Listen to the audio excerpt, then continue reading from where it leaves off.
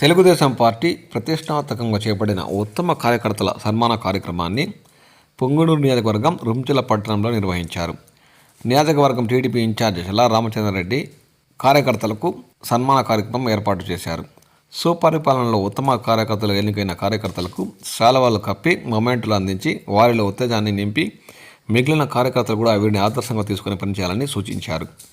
ఈ కార్యక్రమంలో పొంగనూరు, చౌడేపల్లి, సోమల, పుల్చర్ల, రుంపిచర్ల మండలాల నుంచి ఉత్తమ కార్యకర్తలకు ఎన్నికైన కార్యకర్తలు మరియు మండల ముఖ్య నాయకులు పాల్గొని కార్యక్రమం విజయవంతం చేసినట్లు వారు పేర్కొన్నారు.